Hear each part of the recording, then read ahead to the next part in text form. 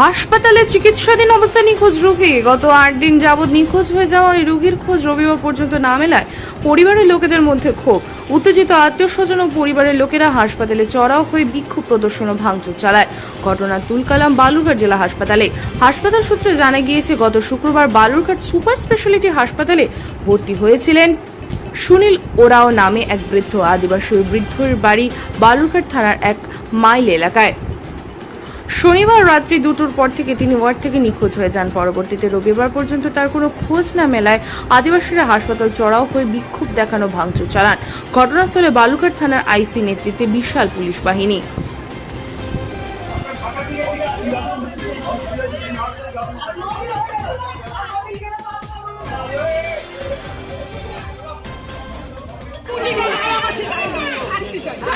আমরা এখানে ভর্তি করে দিয়ে গেছি, এই হসপিটালে ভর্তি করে দিয়ে গেছি। আর আপনারা যদি দায়িত্ব না নেন তাহলে ভর্তি করা হয়। শনিবারের রাত্রে 2টার দিকে বলে বের হয়ে গেছে, এখান থেকে বলছি রাত্রিবেলা বের হয়ে গেছে। সকালবেলা গার্জেন আসে বাড়ির থেকে, আসলে বেডে পেশেন্ট নাই, বলছে যে পেশেন্ট কই, বলছে তো আমরা তো কিছুদিন আগে ওষুধ দিই, তখন থেকে খোঁজাখুঁজি নাই, এখন পর্যন্ত নাই। থানা ফানা সব কিছু করা আছে, আত্মীয় সম্পূর্ণ শেষ। 8 দিন হয়ে গেল। আপনাদের কি মনে হচ্ছে? আমরা পেশেন্ট চাই না, পেশেন্টের বিষয়ে আপনাদের কি মনে হচ্ছে? কোথাও যেতে পারে? এখন আমরা কী করে বলতে পারবো? যারা গার্ড ছিল তারা কি করতেছে?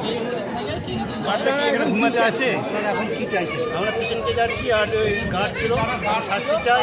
যে মাসিরা 150 টাকা করে দিন রাত দেয় তাদের শাস্তি চাই, আর যে সিস্টার ওষুধ দিয়েছিল ওনাকে চাই।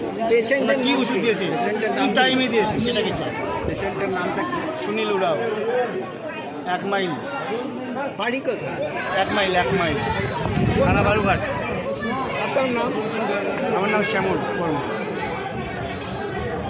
আর কবে হারিয়ে গেল? শুক্রবারে ভর্তি ছিল, শুক্রবারে ভর্তি ছিল, শনিবারটা সারাদিন ছিল, তারপরে 2টার দিকে বেরিয়ে গেছে। সিস্টাররা আমরা সকালবেলা 9টার দিকে চলে আসছি খাবার নিয়ে। সিস্টারকে বলছি এই রুগীর পেশেন্ট, ও রুগীটা আছে তো, আমরা দিয়েছি সকালবেলা ওষুধ দিয়েছি। এই বেড ওই বেড খুঁজছি নাই, ওই বেডের মধ্যে শোয়াই রেখে দিচ্ছে অন্য বেড। আমাদের ব্যাগ থাল বাসন এখনো মনে হয় আছেই, আর ওটাতে ছুটি হয়নি, আর অন্য পেশেন্ট শোয়ানো আছে। তারপর পেশেন্টটা তাহলে ও যদি বেরিয়ে সকালবেলা ওষুধ দিলেন, তাহলে ওই রুগীটা কখন ভর্তি হলো ওই রুগীটা?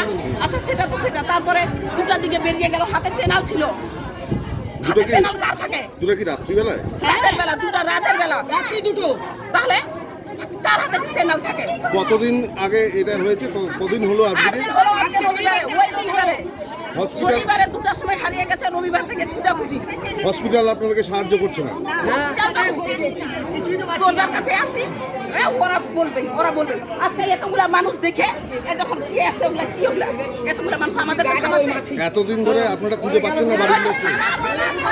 সবাই তো দায়িত্ব নিচ্ছে। আপনার কে হয়? আমার স্বামী। কি হয়েছিল? অসুখ হয়েছিল, মানে জ্বর হয়েছিল, পড়ে গেছিল, পায়ে ঘা হয়েছিল, শরীর দুর্বল, এই জন্য ভর্তি করা হয়েছিল। আপনারা কি জানতে পারেন উনি কিভাবে গেছেন? এটা কি জানতে পেরেছেন?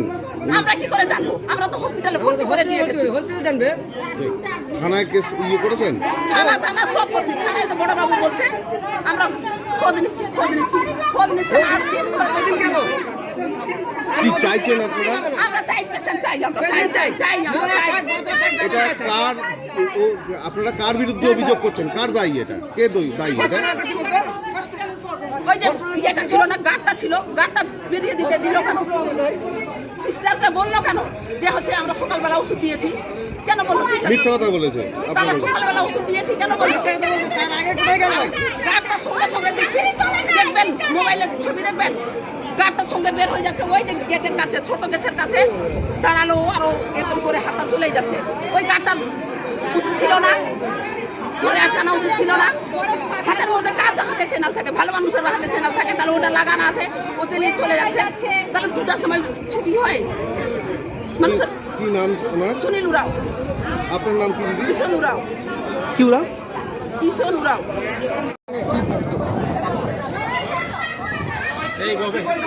নিখোঁজ হয়ে গেছে। এটা কিছু পেশেন্ট আমাদের ভর্তি থাকে, তো তার মধ্যে কে পালিয়ে যাচ্ছে, কি চলে যাচ্ছে, এই ব্যাপারটা ইন্ডিভিজুয়ালি বলাটা একটু করে কঠিন। তো আমরা এই ব্যাপারটা এখন আমি তো অস্থায়ীভাবে আছি, তো আজকে শুনলাম ব্যাপারটা ডিটেলস। আপনাদের কাছ থেকে যে বক্তব্য শুনলাম, শুনে এখন এরা যা চাইছে আমরা একটা ভোট বসিয়ে সেই ব্যাপারটাকে সলভ করা যায় সে চেষ্টা করি। এত সিসিটিভি রয়েছে, সিকিউরিটি গার্ড রয়েছে, তারপরে একটা পেশেন্ট কী করে বেরিয়ে গেল হসপিটাল থেকে? সেটা তো প্রপার বিষয়, আমরাও ভাবতে পারছি। প্রাথমিকভাবে কি মনে করছেন যে হাসপাতালে গাফিলতি রয়েছে কোনো? সেটা এখনই কি বলতে পারবো না, কারণ এটা তো এখন এদের কাছে বা এদের কাছে ডেফিনেটলি প্রমাণ টমান তো নেই, সেভাবে কিছু বলা সম্ভব না। সাহেব কি নাম আপনার? কি পোস্টে রয়েছেন? আমি হিসেবে আছি এখানে, এখন অ্যাক্টিং হিসেবে।